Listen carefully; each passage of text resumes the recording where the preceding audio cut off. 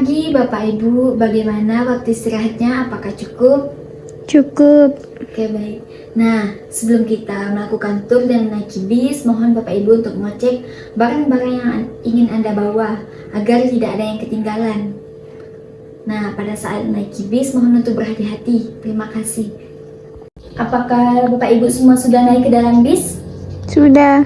Untuk memastikan, saya akan absen terlebih dahulu ya. Saharani, Hadir. Neza Aulia. Hadir. Oke, baik, sudah semua ya. Terima kasih.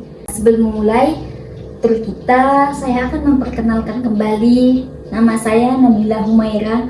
Bapak Ibu bisa manggil saya Bila atau panggilan apapun yang Bapak Ibu merasa nyaman untuk memanggil saya. Saya dari company travel. Saya akan memandu Bapak Ibu selama perjalanan city tour kita di kota Pontianak ini. Jika di antara Bapak Ibu ada yang mabuk perjalanan, boleh langsung bilang kepada saya. Jangan ragu ataupun malu-malu untuk meminta bantuan saya. Sekarang kita berada di Jalan Sultan Syahrir. Bisa dilihat di sebelah kiri Bapak Ibu. Ini adalah Taman Acaya.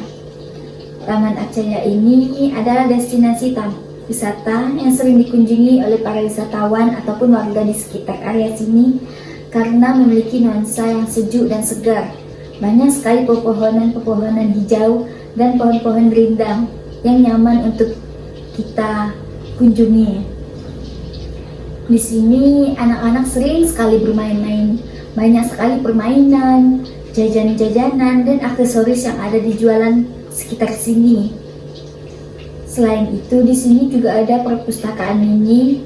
Siapa yang ingin membaca dengan gratis.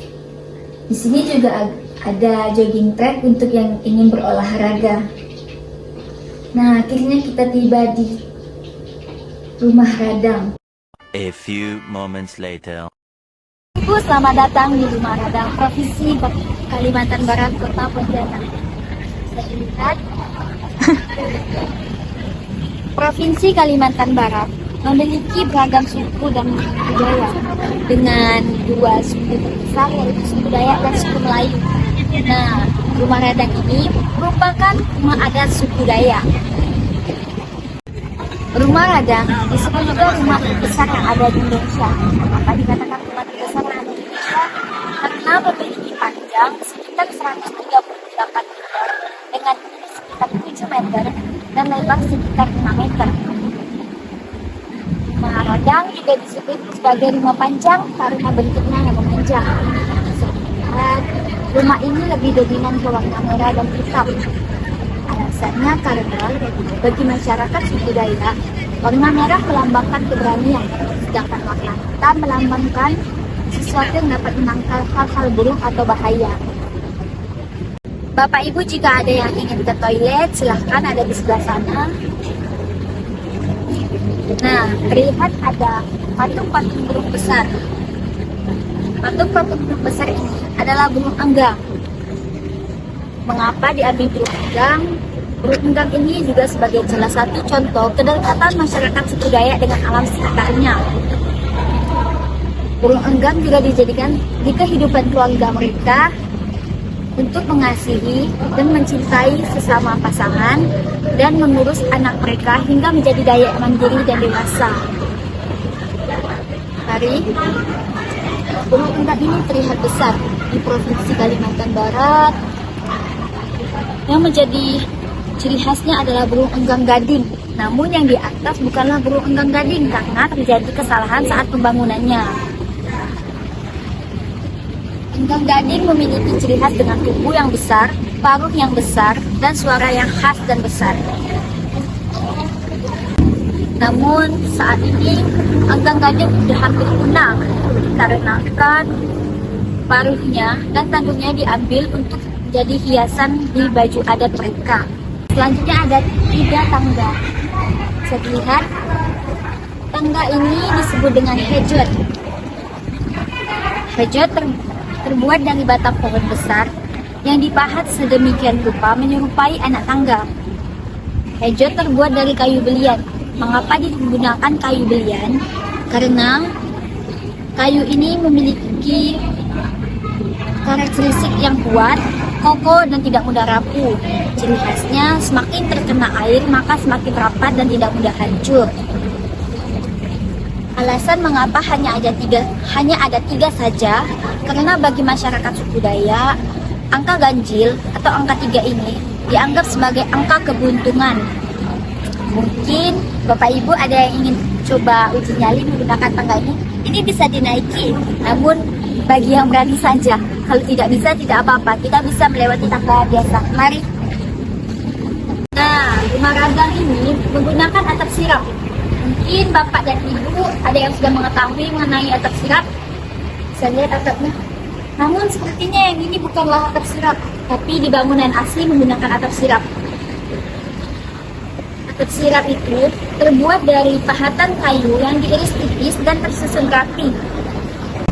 Atap sirap terbuat dari kayu ulin atau kayu belian.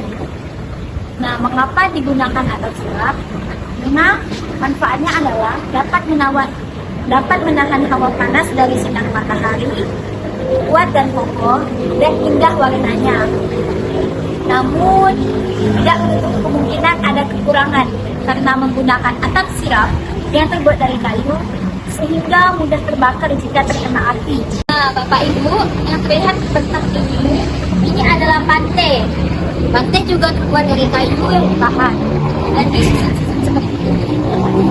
Pantai ini digunakan masyarakat Dayak untuk menimbun hasil panen padi mereka atau hasil kebun lainnya, dan juga biasa ini mereka gunakan untuk menjemur pakaian. Nah, ini ada pintu besar. Pintu ini disebut dengan serambi. Pintu ini digunakan sebagai pintu masuk untuk menuju ke dalam. Mari.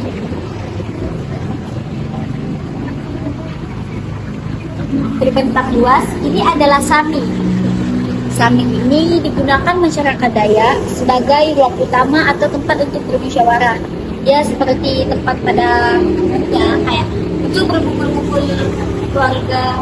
Sedangkan pintu-pintu yang di dalam itu adalah bilik. Bilik ini ditempati oleh satu kepala keluarga dan bersifat pribadi. Namun di rumah radang ini tidak ditempati. Alasannya karena dijadikan ikon kedua setelah pembuka peristiwa dan sebagai pengenalan untuk masyarakat luas bahwa rumah radang ini adalah rumah suku Dayak yang merupakan suku terbesar yang ada di Provinsi Kalimantan Barat, yang terdekat dari Pontianak dan masih ditempati ada di Kabupaten Landak, Kecamatan Pakuman. Saat ini ada sekitar 100 orang yang masih tinggal di sana, ya kurang lebih segitu. Namun sekarang sudah tidak banyak yang menempati dikarenakan berpemikiran modern dan lebih memilih untuk membangun rumah sendiri, ya rumah pada umumnya, rumah pribadi. Selanjutnya di belakang bilik ada sebuah istilah disebut dengan jungkar.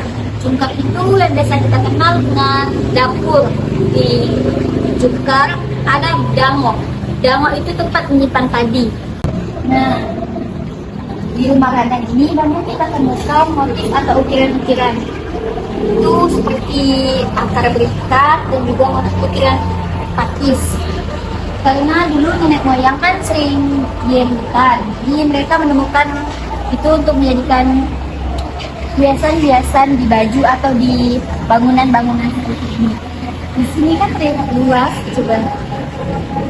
Mengapa dibangun tinggi? Karena di bangunan asli itu dijadikan sebagai tempat untuk menyimpan hewan-hewan ternak seperti babi.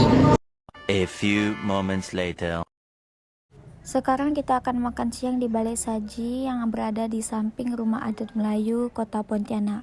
Nah, setelah itu mungkin Bapak Ibu ada yang ingin melaksanakan sholat. Tak jauh dari sini ada musola. Terlihat sebuah masjid besar. Masjid ini bernama Masjid Raya Mujahidin. Masjid Raya Mujahidin merupakan masjid terbesar yang ada di kota Pontianak ini, dengan memiliki luas area sekitar 4 hektar. Awal pendirian masjid ini penuh sejarah panjang dan berliku.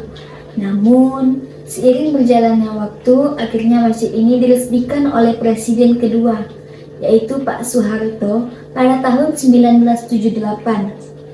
Selain tempat beribadah, masjid ini juga digunakan sebagai pusat informasi dakwah Islam. Sekarang kita berada di Jalan Imam Bonjol.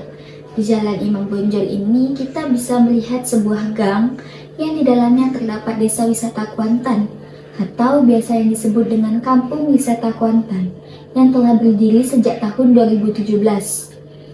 Karena mahasiswa Genbi yang berubah tempat ini dari kumuh menjadi tempat yang penuh warna-warni. Karena warna-warni ini membuat suasana Kampung Wisata Kuantan menjadi lebih hidup dan memberikan aura positif bagi pengunjung. Sekarang kita berada di Jalan Adi Sucipto. Di jalan ini terdapat sebuah sanggraha Wigunapura Giripati Mulawarman, bukti keharmonisan kerukunan umat Hindu antar umat beragama. Sebelah kanan Bapak Ibu, ini adalah kelenteng Pekong Sungai Selamat. A few moments later. Bapak Ibu, selamat datang di Ibu Katulistiwa Kota Pontianak. Bisa lihat ini. Nah, nanti untuk informasi lebih lanjutnya kita akan masuk ke dalam dan diarahkan oleh sebelah yang ada di sini. Ibu Katulistiwa ini berada di Jalan Katulistiwa, Kelurahan Batu Layang. Mari Bapak Ibu kita menuju ke dalam.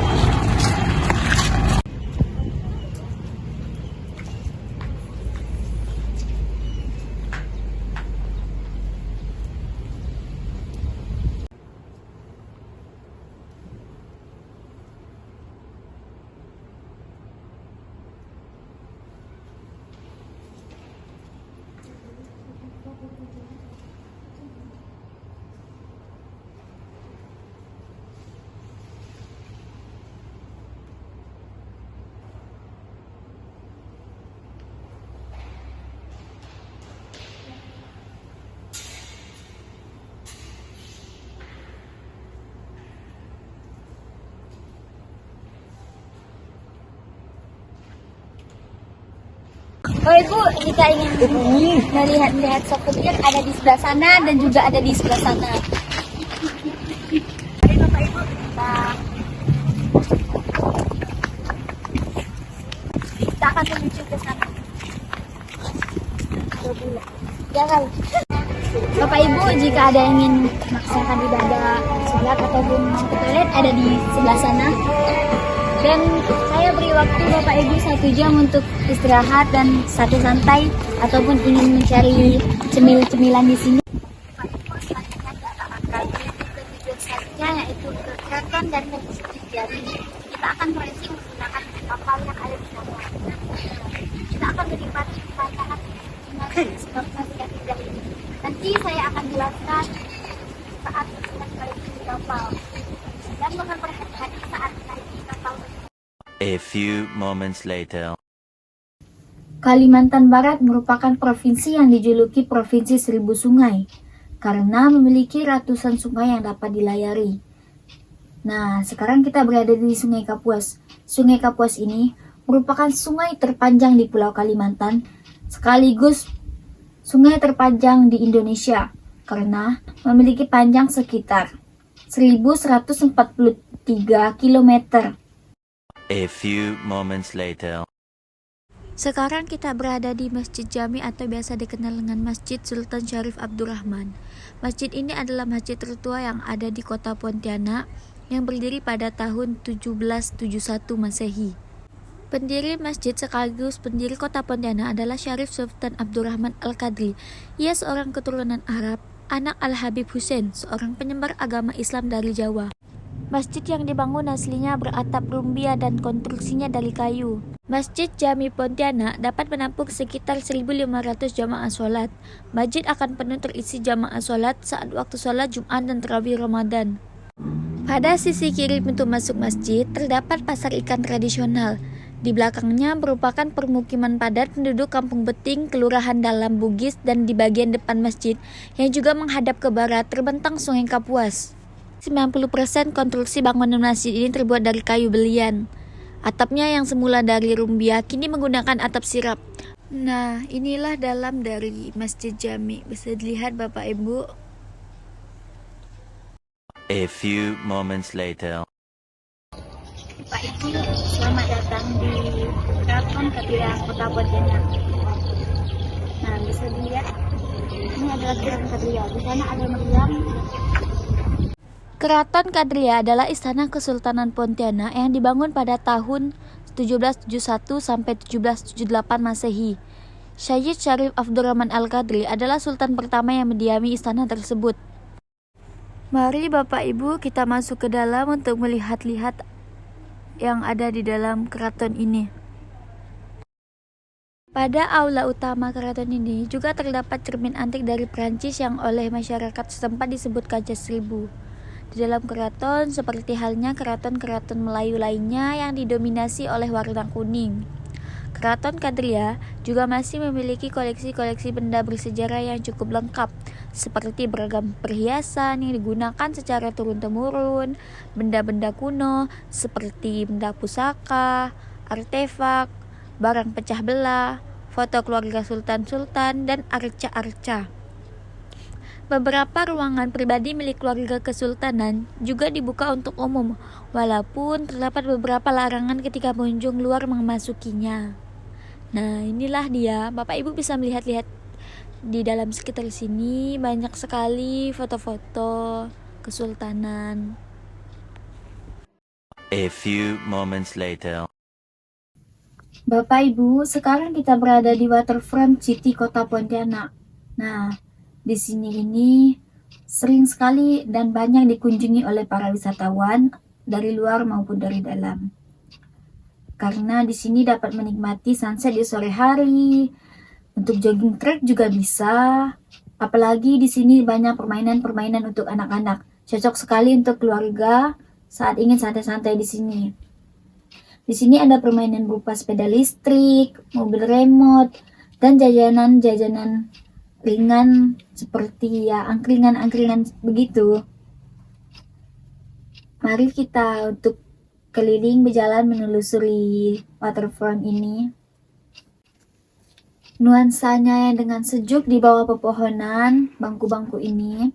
Nah, sangat cocok untuk bersantai-santai di sore hari maupun pagi hari. Tapi yang paling sering ini dikunjungi ketika sore sampai malam hari. Sekarang sudah menunjukkan waktu mendekati maghrib. Mari kita menuju ke musola terdekat di sekitar sini. Setelah itu, kita akan melanjutkan perjalanan. A few moments later. Bapak Ibu, sebentar lagi kita akan tiba di PSP. Nah, di PSP ini terdapat oleh-oleh khas Pontianak dan Provinsi Kalimantan Barat. Bisa berupa makanan, cemilan, souvenir, dan juga kain khas. Di sini saya beri waktu 1 jam untuk berbelanja. Jika sudah, mohon untuk kembali lagi ke bis. Terima kasih. A few moments later. Nah, sekarang kita berada di Jalan Gajah Mada. Jalan Gajah Mada ini merupakan Chinatown-nya Kota Pontianak. Sebentar lagi kita akan sampai di restoran Gajah Mada. Sebelum itu, saya ingatkan kembali untuk berhati-hati saat menuruni bis. A few moments later. Akhirnya perjalanan kita selesai sampai di sini. Bapak Ibu, kita sekarang sudah tiba di Hotel Maestro. Mohon untuk berhati-hati saat menuruni bis. Dan tidak lupa saya ingatkan untuk mengecek barang-barang bawaan Anda agar tidak ada yang ketinggalan. Saya ucapkan terima kasih dan mohon maaf jika saya ada salah kata ataupun kurang berkenan bagi Bapak Ibu. Selamat beristirahat.